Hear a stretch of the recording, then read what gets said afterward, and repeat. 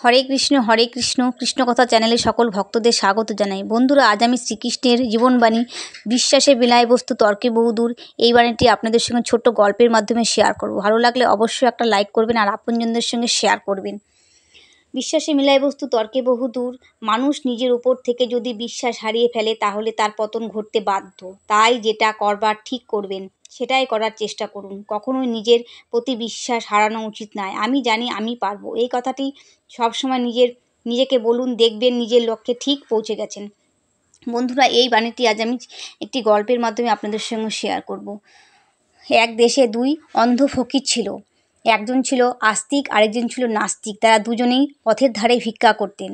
আস্তিক ভিখারি সবসময় ভগবানের প্রতি বিশ্বাস রাখতেন, আর তাকে যদি কেউ কিছু দান করত তিনি বলতেন, ভগবান তোমার অনেক মঙ্গল করুক আর ভগবান তোমায় অনেক সাহায্য করুক।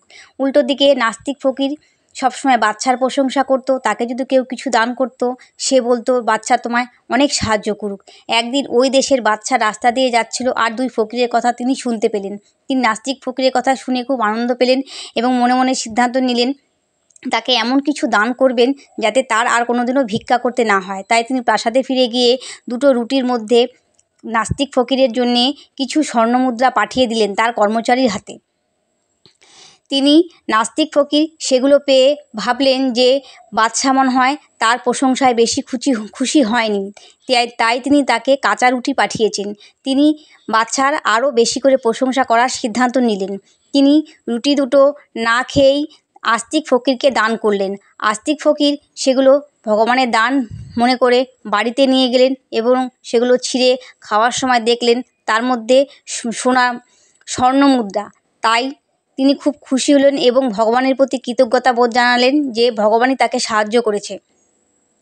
এরপর থেকে আস্তিক ফকিরকে কোনোদিনও আর ভিক্ষা করতে হয়নি, আর নাস্তিক ফকির আগের মতোই ভিখারি রয়ে গেলেন।